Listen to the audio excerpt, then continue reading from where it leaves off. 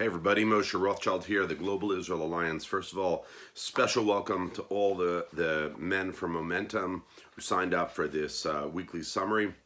It was an amazing week, and I'm glad you guys are here.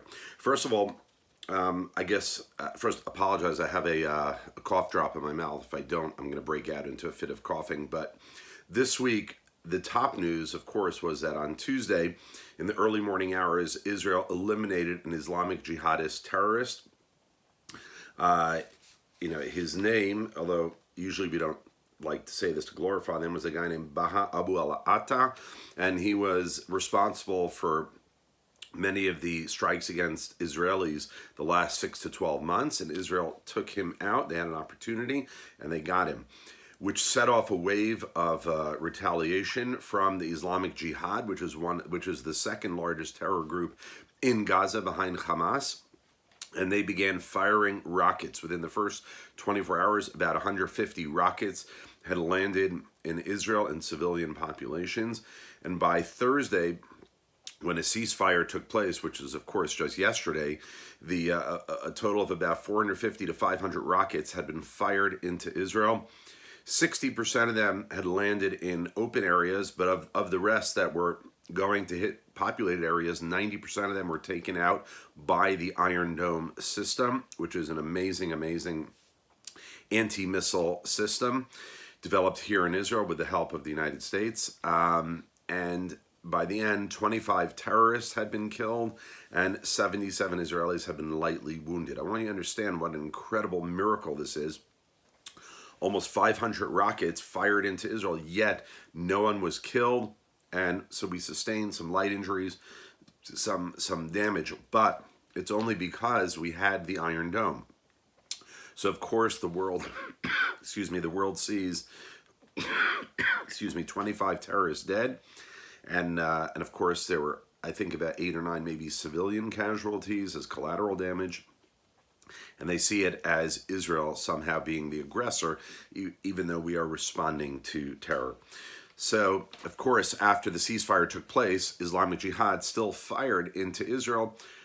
Israel did not respond. Do you want my opinion? I think this is just the end of another round, and unfortunately, it's just an opportunity, the ceasefire, for the terrorists to once again rearm. And I'm not sure what we should do, but I do think that our response was not strong enough. But I'm not the prime minister. But that's what I think, guys. This week, in very exciting news, Amazon launched free delivery service in Israel for purchases over $49. That's right, not 48 and not 50, but it has to be over $49. And free delivery doesn't include all products. Can't order a couch yet, but many of them on their site say free shipping to Israel. They also launched a Hebrew website on their international website.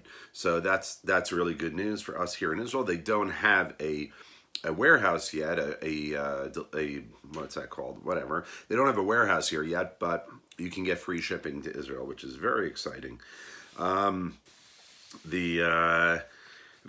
Here's a nice feel-good story around what happened in Gaza this week. Efrat El-Haddad, who lives in Beersheba, was supposed to be getting married this week, yet because of the rockets flying and Beersheba being within the cone of striking distance, the Home Front Command forbade any gatherings of 100 people or more. And so, of course, she'd been looking forward to her wedding for months, and she was extremely saddened that she was not going to be able to celebrate her wedding day.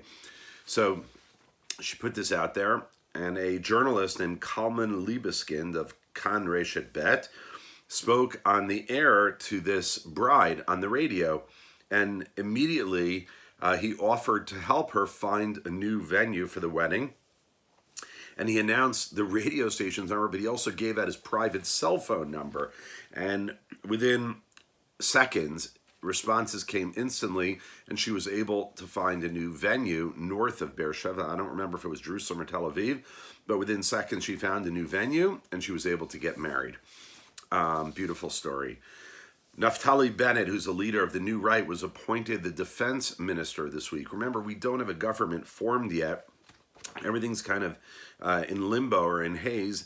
Now, why did Netanyahu appoint him defense minister? Of course, until now, Netanyahu was also serving not only as prime minister, but also as defense minister. So the thinking is that he wants to keep Bennett's party, which is the New Right, firmly entrenched on the side of the Likud and prevent them from negotiating with Benny Gantz's party of the Blue Right.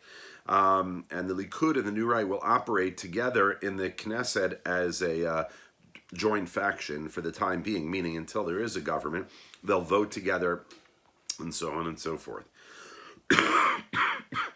And what I think is a little bit of a sad piece of news this week, Jordan's King Abdullah announced that Sunday that there were two pieces of land. Let me back up a second. There were two pieces of land that in the 1994 peace treaty with Jordan, we reached an agreement with Jordan that we would continue farming there. It was right on the border for 70 years. Israel had controlled this land and farmed there, but it was really Jordanian land. And we thought the 1994 agreement, the peace agreement that included these two pieces of land, that Israel could continue farming there for at least the next 25 years.